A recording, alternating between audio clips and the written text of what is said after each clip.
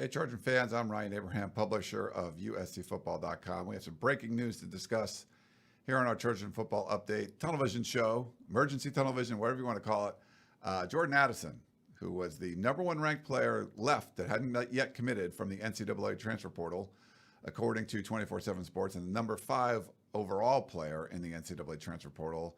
He was uncommitted, the former Pitt wide receiver that won the Biletnikoff Award last year as a sophomore at Pitt. He is now committed. He is going to enroll at USC, join Lincoln Riley, Caleb Williams, and this new look Trojan team. So huge addition from the transfer portal. Obviously getting a player of that caliber. He is the first player to transfer that won a major college football award. We've seen players transfer and then win an award like the Heisman Trophy, like a Joe Burrow, guys like that.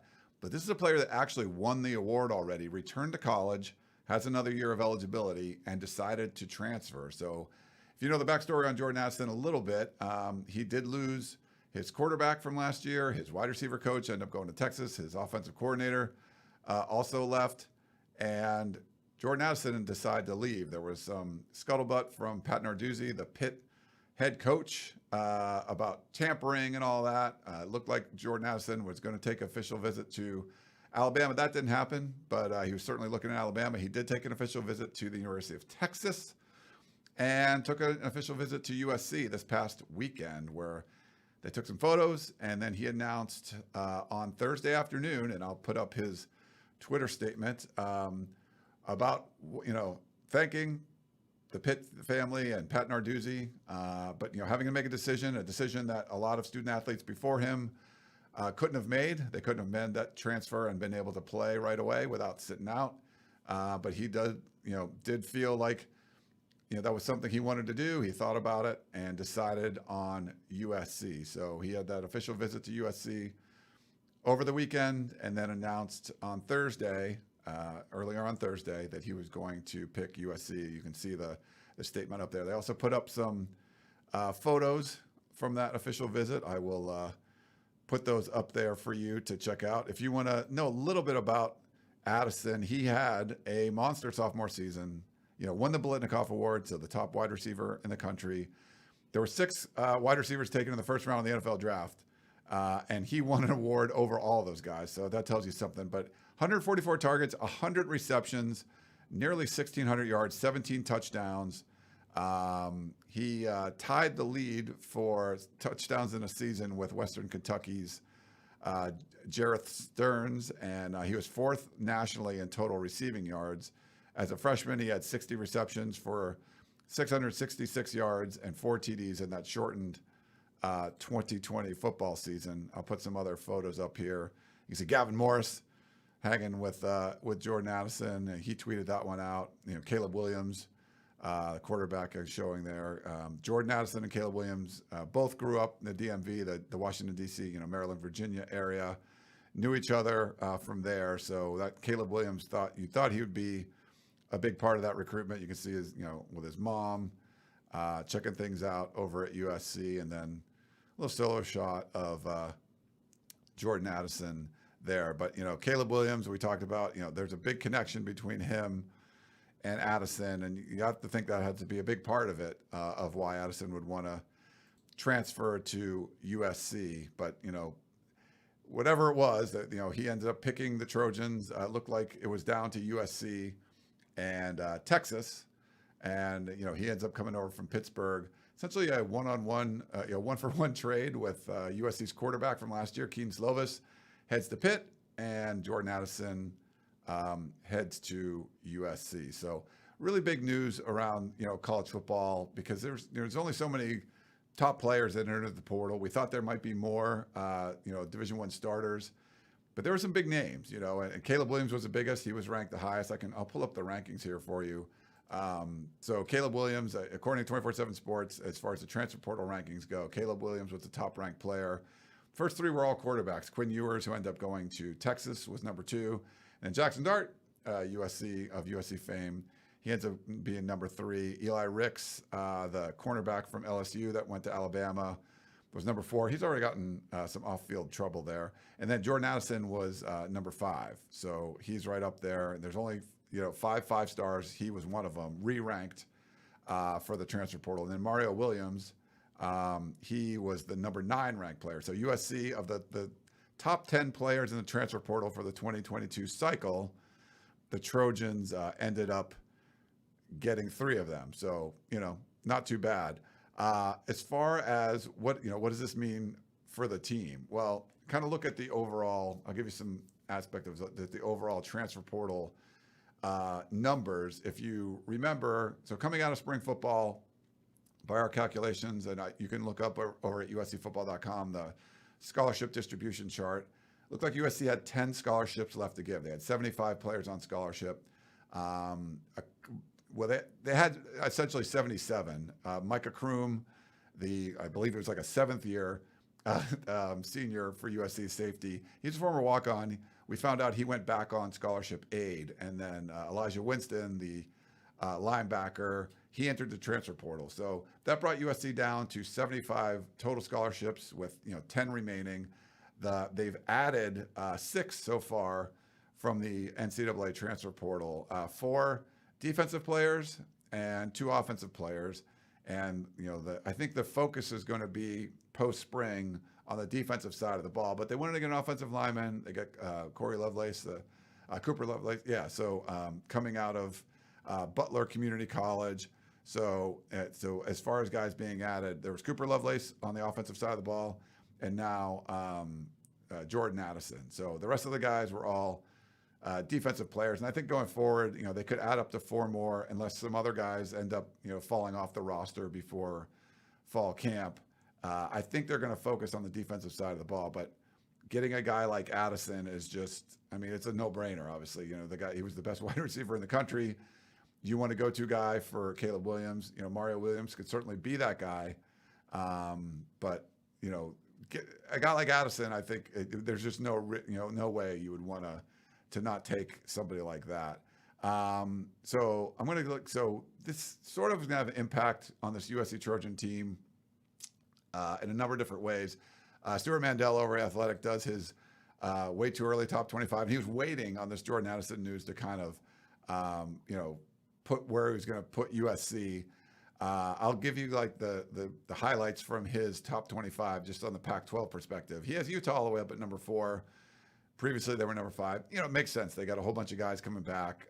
They went to the Rose Bowl last year. I could see that happening. He has Oregon at number 12. Interesting, Dan Lanning up there. A lot of staff changes. He's never been a head coach before, but that roster is still pretty stacked. They got a lot of good players there. Not really sure about wide receiver. Is Bo Nix going to be a great quarterback? I don't know. They got to replace guys in the secondary, but I think their front 7 brings a lot of guys back. They should be a really talented team. And he has USC right behind Oregon at number 13. He had him at number 20 before, so the Trojans have moved up quite a bit. His narrative and a lot of the other people's narrative across college football is that USC's problems are going to be on the lines or on the defensive side of the ball. I think USC's offensive line is going to be fine. You added a couple of transfers there, but also just a lot of experience coming back. And I think on the defensive side, they're going to be better. They were historically bad last season, but I think they're going to be a lot better. I think guys like Tuli Tuipulotu are going to have breakout years. He could potentially be a first team all Pac-12 kind of guy. I think Corey Foreman can break out. All the guys they've added from the portal, but I think there's going to be a combination of guys added from the portal, the Shane Lees, and guys like that versus guys from last year that are on the roster that maybe didn't contribute and can come back, like Brandon Peely, Solomon Tuleapupu, Corey Foreman. Are those guys going to have big years? And I think they can put all that stuff together with a better scheme and be a significantly improved defense. But that's where the national knock is going to be on USC and why they won't be ranked quite as high. But they're not done in the transfer portal yet, so they could still add some more bodies there. If you look at some of the odds, like DraftKings came out earlier today before this transfer portal news happened and had USC as the 6th best odds to win the national championship. So that would be above Utah and above Oregon. They were plus 3,000 to win the national championship. So only 5 teams ahead of them, which I don't know if that makes a lot of sense, but now you got a guy like Jordan Addison, maybe it makes a little bit more. As far as the transfer portal numbers, we talked about that with 4 scholarship guys left. there's a pretty good wide receiver room that Addison is coming into. And I mentioned Mario Williams there. We got to see, what he was able to do. Caleb Williams, favorite target from last year. And, they connected in the spring game for a couple of touchdowns and they look good. But they also brought in a couple of, highly regarded transfers from the Pac-12. And Brendan Rice from Colorado is a bigger guy, still got some breakaway speed. Jerry Rice's son, he's got to kind of shake that. He's a different kind of player than his dad, but certainly a lot of talent and someone that was a leader for Colorado. And another leader was Terrell Bynum, the senior receiver from Washington that came down here. And just a hard worker. Everyone loves his work ethic and seemed to fit in really well with the team around USC. So guys like that, those are three really highly regarded transfers from the wide receiver spot. And you'd be really happy if that's your wide receiver class of transfers. And then you add a guy like Jordan Addison. After that, holy cow! That's just major addition to any team. I don't care if you're Alabama, you're Georgia, teams that Ohio State even that has tons of wide receivers. You bring in this guy, and he's got to be a difference maker for your team. So Caleb Williams has to be all smiles knowing that he's got this other guy to throw to. But I think there's other players from this USC roster that, from the wide receiver spot that you would have to take a look at. Kyware Ware Hudson was one of the breakout players, I think, for USC spring football. He just looked so good in the spring. He was hampered by injuries and stuff before, had the hamstring problems and stuff. And I don't think really got great opportunities last year. But man, it looked like he could play in the spring, and he's one of those guys. Everyone's like, he turned a ton of heads. We mentioned Bynum. That the only upperclassman is Bynum. Coming in as a redshirt senior, and then John Jackson III, who just always seems to perform. He's a junior, but everyone else is the freshman and sophomore land. But Taj Washington, what can he do? Gary Bryant Jr. He gets nicked up a little bit in spring football, but breakaway speed. You love to see what he can do. Kyle Ford, man, I love to see he had that 48-yard touchdown reception in the spring game. So there's a lot of good options for USC, and I think the one thing that you want to look at, yes, he's he's the best. He was the best wide receiver in the country last year. He's going to help your team. He's going to help any team. But it seemed like in the spring, where USC added all these pieces from the transfer portal, things can happen chemistry-wise where the guys that were already there could get upset, and there could be cliques and things like that. It felt like the chemistry was really good in the spring because there was a group of people that were at USC. A lot of the people had left, and the people that were there kind of bought into the Lincoln Riley culture, the change in culture. It was going to be more discipline, more accountability, all of that. So they sort of bought in, and I think they were ready to work hard, knowing that if they worked hard, there was going to be gold at the end of the rainbow, because they've seen if you follow what Lincoln Riley is preaching, you go to the college football playoff, you win your conference, guys win the Heisman, things like that. And then the guys coming in that wanted to change the scenery, wanted to buy into this new culture. If you're coming from Oklahoma, you're like the Mario Williams or Caleb Williams, they know what to expect. But the other guys coming in from other places, if you're Shane Lee coming from Alabama or Terrell Bynum coming from Washington, you picked USC for a reason, because you bought into what Lincoln Riley was selling, and you thought, hey, this is a program on the rise. We want to come in there. I think you kind of mix it all together with an entirely new coaching staff, except for Dante Williams. Bunch of guys coming from Oklahoma, but a bunch of guys coming from other places. It seemed to gel pretty quickly, and I think because everyone was starting at ground zero, I thought spring went very smooth. I didn't see the kind of disruption that could be when you're adding pieces from here over there. Everyone was kind of starting at ground zero. So I think that helped.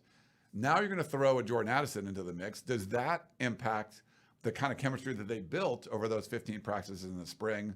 I don't know. It's hard to say, but that's just something to pay attention to. But it's one of those things where it's a no-brainer. Why would you not want to bring a guy like that into your program? So the timing is kind of interesting because USC started summer classes on Wednesday. So there's an opportunity here. He could still enroll. Classes just started. They're condensed semesters in the summer. I don't know when the cutoff date would be, but I'm sure he could still enroll at this point. So you would be able to enroll at USC, start your summer classes, get that workload stuff going, and then be able to participate when they start doing their off-season workouts, the summer training and things like that, the player run practices. Because, all those players that transferred in did get spring practice with, running with Caleb Williams or Miller Moss, the quarterbacks that are there. Now you want Jordan Addison to be able to catch passes from those guys and kind of feel things out and work with the other wide receivers too. It would give USC a 11th scholarship wide receiver. And when Lincoln Riley talked about this offense, he wanted it to be an offense that you ran 8 to 10 guys out there. So only having 10 scholarship wide receivers, I think you wanted to add some more pieces if you could. They already added 3 transfers. They bring in CJ Williams, the true freshman. We didn't get to really see him in the spring, but he's in the mix now. He's part of that 10. Now you got an 11th, and it wasn't a depth guy. It was a guy that caught 100 balls last year and led the nation in touchdowns. So not a bad. It's hard to look at this in a bad light. Like the only thing I could mention is maybe it upsets the chemistry a little bit, but I think you're going to embrace a guy like that, welcome him in. And from the pictures we saw, it seemed like certainly Caleb Williams was happy with him, and them having that sort of bond from the 7-on-7 circuit and the DMV, that I think is going to help. And Caleb Williams is such a leader. I think if he brings a guy like Jordan Addison in under his wing, the other people are going to follow and kind of accept him into the group. So I'm not really worried about that. But that's really the only kind of downside I could see in something like this. When you add a player like that, you're like, yeah. If you had an amazing pass rusher and you still have a bunch of good pass rushers, like that's going to help your team. You had a lockdown corner to any team, like, yep, that's going to help. You had the Biletnikoff Award-winning wide receiver. I think that's going to help the team. One last thing I just want to talk about before we break away from this. How does this impact the Pac-12 race? So Lincoln Riley taking over. Expectations are through the roof. He said it's going to be the most unique roster in college football history. Hard to argue with him when he talks about something like that because they're reworking this roster. I mean, just to have guys like Caleb Williams and Jordan Addison on this team that weren't on the team last year. I mean, it's a huge deal.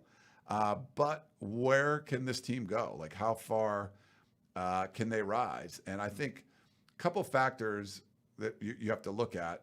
I think Utah is still going to be the favorite, in the Pac-12. I mean, they returned most everybody from last year, and they went to the Rose Bowl.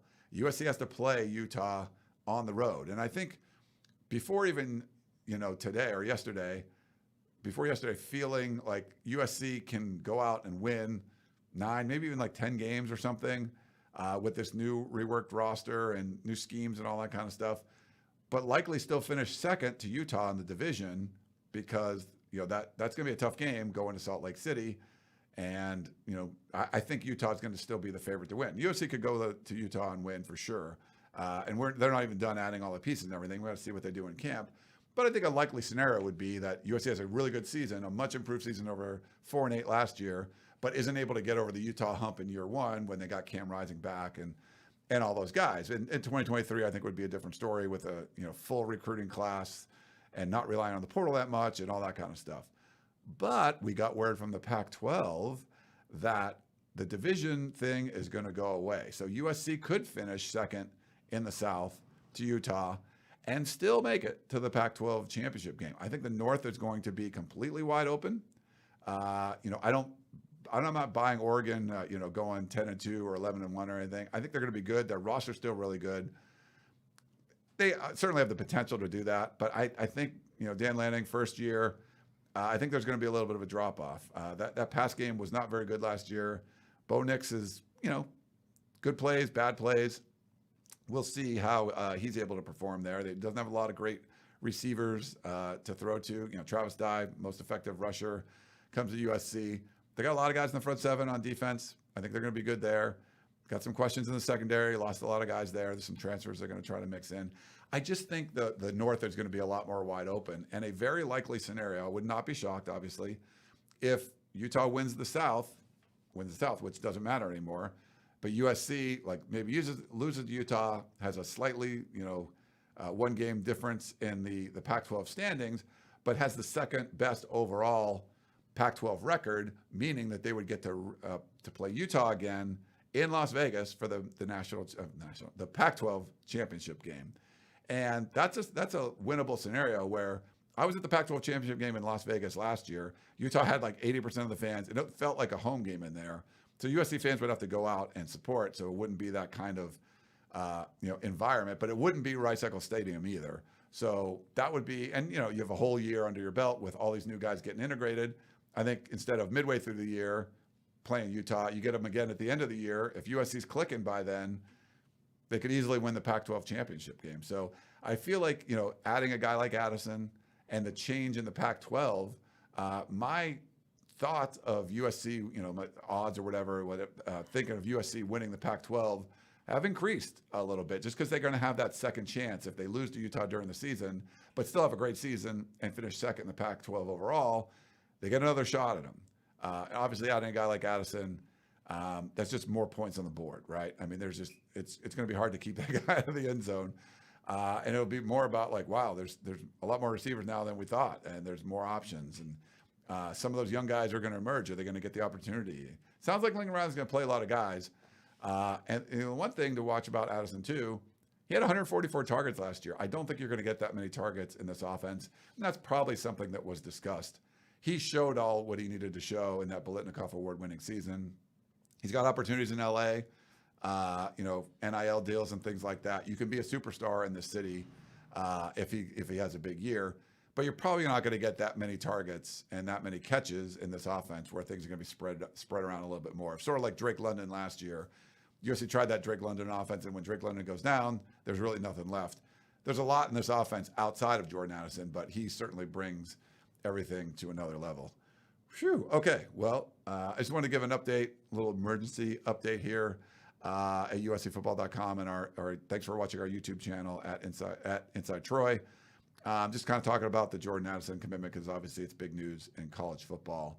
That's going to wrap things up. Please hit like and subscribe, and if you're not a subscriber over at uscfootball.com, make sure you get in there. $1 for the first month. Come on, you can't beat that.